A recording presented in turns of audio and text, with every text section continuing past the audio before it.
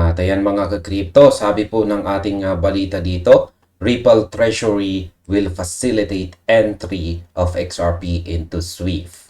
Ayan, may isang napakagandang balita tayo dito na gumugulo sa mundo ng finance. Ang usap-usapan ay hindi lang basta chismis. Ito ay nakabase sa mga dokumentadong ebidensya. Ang Ripple Treasury ay nakikita na ngayong may direktang koneksyon sa SWIFT network.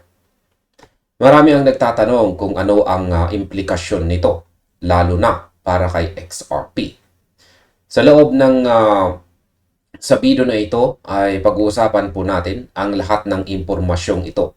Hindi natin pag-uusapan ang mga chart ngayon. Ang focus natin ay ang mismong infrastructure na binubuo ng Ripple.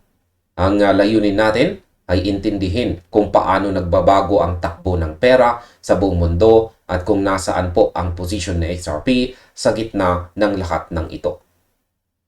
Simulan po natin sa ating unang katanungan kung bakit nga ba malaking balita ang pag-uugnay ng Ripple Treasury sa SWIFT. Ang balitang ito ay nagsimula po sa isang serye ng mga dokumentadong impormasyon mula sa mga crypto researchers. Ayon sa kanila, ang Ripple Treasury ay magsisilbing tulay para makapasok si XRP sa loob ng SWIFT network. Para sa mga hindi pamilyar, ang SWIFT ang mismong backbone ng global banking transactions. Kung sa XRP ay magiging bahagi ng mga rails na ito, hindi na lang ito basta digital asset na nagpapalitan sa mga exchanges. Ito ay magiging bahagi na ng pang-araw-araw na sistema ng mga bangko sa buong mundo. Sa aking opinyon, ito ang pinakamahalagang hakbang na ginawa ng Ripple sa loob ng nakaraang ilang taon. Isipin ninyo mga ka-crypto, ang isang sistema na ginagamit ng libo-libong bangko na biglang nagbukas ng pinto para sa technology ng blockchain. Ang pag-facilitate ng Ripple Treasury sa entry na ito ay hindi aksidente. Ito ay isang kalkuladong galaw. Parang isang malaking puzzle piece na sa wakas ay tumama na sa tamang lugar. Kung ang mga bangko ay dati ay nag-aalinlangan sa crypto, ngayon wala na silang choice kundi tignan ang efficiency na dala ng Ripple system. Ito ang naglilipat kay Ripple mula sa pagiging crypto company patungo sa pagiging global financial infrastructure provider. Ngayon, ano ba talaga ang ginagawa ng Ripple Treasury at bakit ito kailangan ng mga korporasyon? Ang Ripple Treasury ay inilaunch or inilunsad noong Enero ng taong ito. Pinagsama nito ang galing ng G-Treasury, isang kilalang software para sa corporate treasury at ang blockchain infrastructure ng Ripple. Ito ang unang malaking integration matapos po ang acquisition ng Ripple sa G-Treasury. Ang problemang nilulutas nito ay ang mga traditional bank wires ay tumatagal ng ilang araw bago matapos. Sa Ripple Treasury, ang cross-border payments ay nagagawa sa loob lamang ng 3 hanggang 5 segundo or 3 to 5 seconds gamit ang RLUSD stablecoin. Sa aking opinyon, ang bilis na ito ang tunay na laro dito. Sa mundo ng korporasyon, ang oras ay pera. Kapag ang isang malaking kumpanya ay nagpapadala ng milyong-milyong dolyar, ang paghihintay ng 3 araw para masettle ang pera ay isang malaking risk. Isipin ninyo mga ka-crypto, kung mayroon kang pera na in transit sa loob ng mahabang oras, hindi mo ito magagamit, hindi mo ito ma-invest.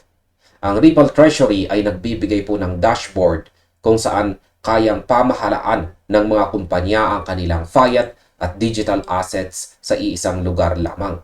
Ito ay paraan ng paggawa ng negosyo na mas simple, mas mabilis at mas transparent. Para itong paglipat mula sa paggamit ng fax machine patungo sa paggamit ng email. Ngayon ay kompleto na ba ang financial stock ng Ripple? Maraming kumpanya sa crypto ang nakatutok lang sa isang produkto. Pero ang Ripple, nagtayo sila ng buong financial plumbing. Mayroon na silang RippleNet para sa payments, Ripple National Trust Bank para sa custody, RLUSD para sa stablecoin issuance, at Ripple Prime para sa prime brokerage. Ngayon, nadagdagan pa ng corporate treasury management.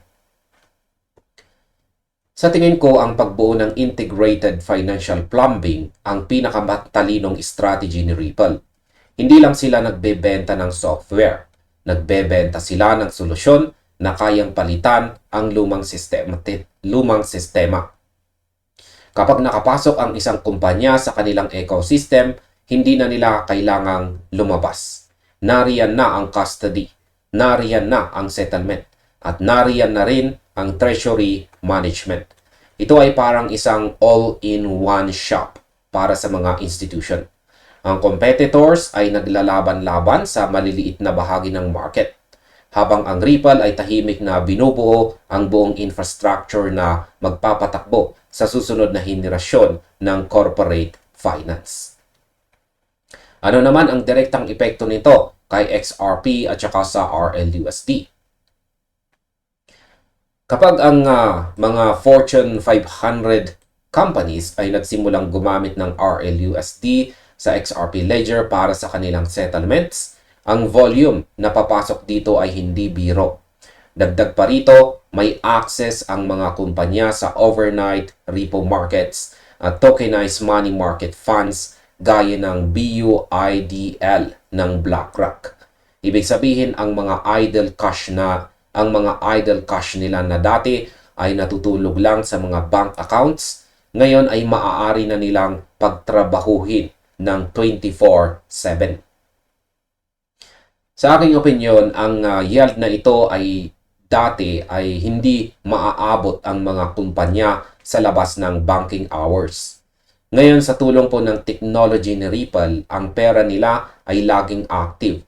Dito pumapasok ang organic demand para kay XRP. Habang mas maraming kumpanya ang gumagamit ng Ripple Treasury, kailangan nila ng liquidity. At ang liquidity na ito ay manggagaling kay XRP at RLUSD. Hindi na ito haka-haka. Ito ay base sa utility. Kapag ginagamit ng malalaking kumpanya ang system araw-araw, ang demand sa asset ay magiging natural na bahagi na ng operasyon nila. Parang isang makina na nangangailangan ng langis para tumakbo ng maayos. Sa kasong ito, sa XRP ay nagsisilbing langis sa makinang ito. Paano naman binabago ng Ripple ang mukha ng corporate finance? Ang paglipat ni Ripple mula sa pagiging crypto payments provider patungo sa isang regulated institutional financial services platform ay isang malaking milestone. Dinala nila ang blockchain-based settlement at digital asset operations sa isang environment na pamilyar na sa mga corporate finance teams. Ito po ang aking opinion dyan. Ang pinakamalaking hadlang sa crypto adoption ay hindi ang technology, kundi ang familiarity. Ang mga finance teams sa malalaking kumpanya ay sanay sa nakasanayan nilang tools. Sa pamamagitan ng Ripple Treasury, ginawa nilang user-friendly ang blockchain. Hindi na kailangang maging expert sa crypto ng isang finance manager para makinabang sa bilis ni XRP. Ginamit ng Ripple ang wika ng tradisyonal na finance para ipakilala ang makabagong technology. Sa tingin ko, ito ang golden key. Ang future ng finance ay tumatakbo po sa blockchain rails. Gusto man nila ito o hindi. Kahit hindi direktang nakikipag-ugnayan sa crypto ang mga kliyente, ang ilalim ng system na ginagamit nila ay blockchain na. Ito ang tunay na adoption. Ngayon ay ano ang dapat nating asahan sa susunod na mga buwan? Ang koneksyon sa SWIFT ay nagbibigay po ng legitimization. Matagal nang hinaharap ng mga investors. Ito po ay matagal nang hinahanap ng mga investors. Hindi na lang ito basta digital asset. Ito ay nagiging functioning piece na ng payment rails na ginagamit ng mga bangko araw-araw. Ang tanong na lang ay kung gaano kabilis ang magiging onboarding ng mga major banks. Ngayon sa tingin ko, ang Ripple ay nasa yugto na kung saan ang momentum ay hindi na po mapipigilan. Nakita na natin ang paglipat ng mga malalaking institution. Sa susunod na mga buwan, asahan nating mas marami pang mga kumpanya ang mag-a-announce ng paggamit sa Ripple Treasury. Ang bawat announcement ay magpapatibay po sa position ni XRP sa loob ng SWIFT network. Hindi ito isang sprint, ito po ay isang marathon. Ang mahalaga ay ang foundation ay nailatag na. Ang infrastructure ay nakahanda na. Ngayon ang kailangan na lang natin ay ang patuloy na pag-scale ng network. At sa kabuuan, ang pagpasok po ni XRP sa SWIFT network sa pamamagitan ng Ripple Treasury ay isang turning point para sa buong crypto industry. Hindi na lang ito usapin ng presyo. Ito ay usapin ng utility at pagtanggap ng mga dambuhalang institution sa teknolohiyang ating pinaniniwalaan. Ang Ripple ay patuloy na nagtatayo ng tulay sa pagitan ng lumang sistema ng finance at ng makabagong digital future. At hanggang dito na lamang po tayo sa video na ito mga ka-crypto. Maraming salamat sa inyong panonood. Maaring panoorin na rin po ninyo sunod ang ating recommended video dito.